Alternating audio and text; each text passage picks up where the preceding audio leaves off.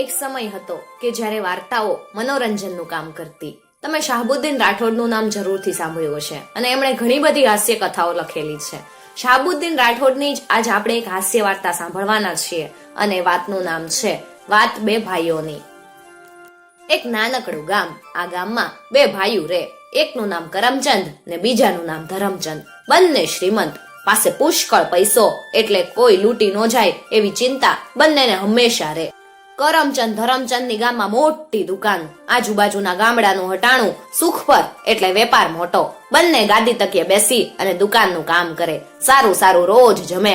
દુકાનના કામ સિવાયનો કાંઈ પરિશ્રમ નહીં. ધીરે ધીરે બંનેના દેહ વધવા લાગ્યા. કરમચંદને તો ચાલવામાં તકલીફ પડવા માંડી અને ધરમચંદને તો મોટી ફાન ફેરવવામાં કોઈની સહાય લેવી પડતી. સુખી પરિવાર, સારું ભોજન અને પરિશ્રમ વગરનું જીવન, એટલે બંને ભાઈઓના શરીર માથે સુખ દેખાય એવું રહ્યું નહીં. બંનેની પત્નીઓ એટલે કે શેઠાણીઓના શરીર પણ આવા જ અદોદળા થઈ ગયા. શરીરમાં શક્તિ હોય તો મનમાં હિંમત રહે. કરમચંદ અને ધરમચંદના દેહ જેટલા વધવા લાગ્યા એટલી જ એમની હિંમત ઘટવા લાગી. ધીરે ધીરે બંને ભાઈ ડરપોક બની ગયા, બીકળ થઈ ગયા. બારવટિયાની, લૂંટની, હત્યાની એવી કોઈક વાત કરે ત્યાં તો એમના ગાત્રો ગળવા માંડે. કરમચંદને બારવટિયાની ભયાનક કલ્પના આવતી. કરડા ચહેરા, મોટી મૂછો, લાલ આંખો, હાથમાં બરછી ફરક ફર્યા કરે. જરાક કોઈ ચૂ કે ચા કરે તો ખરચ દઈને બરછી ફેંકે. બરછી પેટમાં ઘૂસી જાય, પેટમાં કાણું પડી જાય, માણસ ડફ દઈને મરી જાય. કોઈ બારવટિયાની વાત કરે ત્યાં કરમચંદને બરછી દેખાવા લાગતી. લાલ આંખો, મોટી મૂછો, કડો ચહેરો, સુદર્શન ચક્ર જેમ ફરતી બરછી, બારવટિયાની બરછી, પોતાનું પેટમાં જખમ અને મૃત્યુ. કરમચંદનું ખાવું હરામ થઈ ગયું. સુખ, સાહેબી, પૈસો, પ્રતિષ્ઠા બધું ઝેર. સામે ધરમચંદની પણ આવી જ હાલત, પણ એની કલ્પના થોડીક જુદી. ધરમચંદ એમ ધારતો કે બારવટીયો એટલે રાક્ષસ જેવા મોટા દાંત, ઘાટા નેણ, લાલચોળ આંખો ને પડછંદ શરીર, હાથમાં ઉઘાડી તલવાર. કાંઈ પણ પૂછ્યા ઘાયચા વગર પેલા જ ઉપાડીને એક જ ઝાટકો મારે એટલે માણસ અડધો અડધ વેતરાઈ જાય. લોહીના ફુવારા છૂટે, માણસ તરફડે અને થોડી વારમાં મરી જાય. બારવટિયાની કોઈ વાત કરે કે તરત જ ધરમચંદને તલવાર મંડે દેખાવા. એમાં આવતાકને દુકાળ પડ્યો. સૂકી ધરતી, ખાલી તળાવો, પાંદડા વગરના વૃક્ષો ને વેરાન વગડાઓમાં મરતા પશુઓના મૃતદેહોથી બધું ભયાનક મળ્યું લાગવા. ગામો તો ઉજ્જડ થવા લાગ્યા. લોકો ઉચાળા ભરી અને ઢોર ઢાખરને એમ ને એમ છોડી ઘરબાર મૂકી ને હાલવા લાગ્યા. ઉપર કોરું ધાકોર આકાશ, હેઠે તડાયેલી ધરતી, મનમાં ચિંતા અને પેટમાં ભૂખ. એકમાત્ર ભગવાનના ભરોસે ભોમકા તજી લોકો દૂર ને દૂર જવા લાગ્યા. કરમચંદ અને ધરમચંદના વેપાર પડી ભાંગ્યા. તો પણ પૈસાનો તો બેયને કોઈ પ્રશ્ન નહોતો, પરંતુ ગામો ભંગાવા માંડ્યા. ચોરીઓ થવા માંડી, માણસો લૂંટફાટે ચડી ગયા, એટલે બંને ભાઈઓની બીક અનેક ગણી વધી ગઈ. રાતની ઊંઘ ઉડી ગઈ, દિવસે કામમાં રસ નો રહે. બંનેના શરીર કોથળા જેવા થઈ ગયા. એમાં સુખ પર માં જ ધાડ પડી ત્યારે તો બંને ભાઈઓને ધોળે દિવસે મોત દેખાવા માંડ્યું. એ રાતે બીકના માર્યા ધરમચંદે એની પત્નીને કીધું, તું ઓસરીમાં હુઈ જા, હું ઓરડામાં અંદરથી બંધ કરીને હુઈ જઈશ. બારવટિયા ગમે એવા હોય તોય બાઈ માણસ ઉપર રહેમ નજર રાખે, એમને કાંઈ ન કરે. એ માત્ર પુરુષને જ બરછી મારે, પેટમાં ઘા કરે, પેટ ફૂટી જાય ને માણસ મરી જાય. એક જ ઓસરીમાં બંનેના ઓરડા વચ્ચે દિવાલ, આગળ ફળિયું અને બંને ભાઈઓનું સૈયારું. પણ વચ્ચે દિવાલ હોવાથી એક ઓરડામાંથી બીજામાં જવું હોય તો વચ્ચે ફળિયામાં થઈને જવું પડે. કરમચંદે બારીમાંથી જોયું કે મોટા ભાઈ અંદર પોઈઢા અને ભાભી બહાર સૂતા. એણે એની પત્નીને કીધું, તમે બહાર હુઓ પવનમાં, હું અંદર હૂતો. કરમચંદ પણ ઓરડામાં સૂતો. કરમચંદ એકલો ઓરડામાં સૂતો, કોઠી ઉપર દીવો રાખ્યો. ઊંઘ આવે નહીં, મનમાં ફફડાટનો પાર નહીં. બારવટી આવશે, બરછી હાથમાં ફેરવશે, બરછી છૂટશે, ભચ્ચ દઈને પેટમાં ઘૂસી જાહે, કાણું પડી જાહે ને હું મરી જાશ. આવા વિચારો હાલતા હતા ત્યાં ખડખડાટ થયો.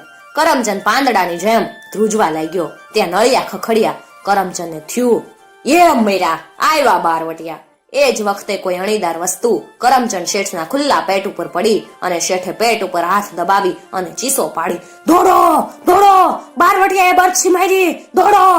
શેઠાણી જાગી ગયા. તરત કમાડ માંડ્યા ખખડાવા. શેઠે બીતા કમાડ ખોલ્યું અને હાથ પેટ ઉપર રાખી અને રાડો પાડવા લાગ્યા. શેઠાણી પણ શેઠનો સ્વભાવ જાણતા હતા. બારણું બંધ હતું, નળી આંખ બંધ હતા. પછી બારવટીઓ આવે ક્યાંથી? શેઠાણીએ કરમચંદ શેઠને કીધું, બતાવો ક્યાં બરછી મેરી? શેઠે પેટ ઉપર હાથ દબાવી રાખી અને કીધું, ના, પેટમાં હવા જાય તો હું મરી જાઉં. બીજા ઓરડામાં ચીસ સંભળાણી એટલે ધરમચંદના પત્નીએ શેઠને બહાર કાઢ્યા ને કીધું, હાલો હાલો, નાના ભાઈ રાડો પાડેસ.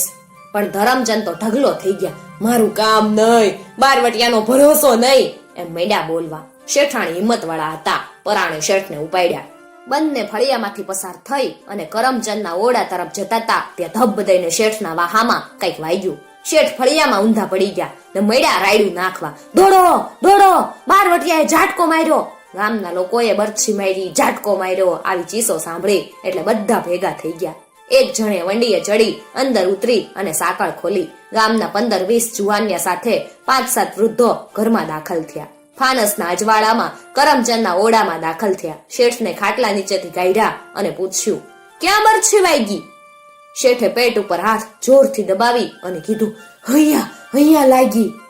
જોનાર જોરુભાઈએ શેઠનો હાથ પકડી અને પેટ ઉપરથી પરાણે ખસેડ્યો. ત્યાં તો સૌને આશ્ચર્ય વચ્ચે નળિયાનું અણીદાર ઠીકરું હેઠે પડ્યું. બધા સમજી ગયા. નળિયા ચાળતી વખતે ક્યાંક કાણું દેખાણું હશે એટલે ચાળનારે ઠીકરું રાખ્યું હશે. ઉંદર નીકળ્યો હશે ને ઠીકરું પડ્યું હશે. જોરુભા કરમચંદને કે, ક્યાં બરછી લાગી, બતાય તો. શેઠ કે, ઈ ગમે ઈ છું, બરછી લાગી ઈ હાવ હાચું. જોરુભાઈએ ઠીકરું ઉપાડી અને શેઠના હાથમાં આપ્યું. લ્યો, રાખો બરછીને હાચવી. કરમચંદની બરછીનું પૈચું ત્યાં ધરમચંદનો અવાજ સંભળાયો, અરે મને તો કોઈ જોવો, ઝાટકો ખાઈને પડ્યો, ઘડી બે ઘડીનો મહેમાન. શેઠાણી પણ મોટેથી રોવા માંડ્યા. ફાનસના અજવાળામાં જેણે ધરમચંદને જોયા એ બધા પ્રથમ તો દાંત કાઢીને ગોટો વળી ગયા. ધરમચંદ કે, જોવો, માંસના લોચા જોવો, લોહી હાલ્યા જાય લોહી. આ સાંભળીને શેઠાણી પણ હસી પડ્યા અને એમણે કીધું, હવે ઊભા થાવ છાના માના, ભૂંડા લાગોસ ભૂંડા. શેઠ ને શેઠાણી પાસેથી નીકળ્યા ત્યારે ભગરી ભેંસે છાણ મૂતરમાં રગદોળીને 100 ઝાટકીને માત્ર પૂંછડું જ માર્યું તું. એ ધરમચંદને ઝાટકા જેવું લાગ્યું. છાણ મૂતરમાં લોહી માંસનો ભાસ થયો. ધરમચંદ કે, તો પછી મને ઝાટકો કોણે માર્યો? સરપંચ સમતુભા કે, ભેંસે ઝાટકો માર્યો. ને બધા ખડખડાટ હસી પડ્યા. હવ હાલો ઘરે, નકામાં હવને હેરાન કર્યા. બંને ભાઈઓએ હવને વિનંતી કરી અને રોકી રાખ્યા. તમામ માટે ચા પાણીની વ્યવસ્થા થઈ. સાથે શેઠ તરફથી નાસ્તોય કરાવવામાં આવ્યો. બંનેના જીવ બચ્યા એની ખુશાલીમાં પાંજરાપોળમાં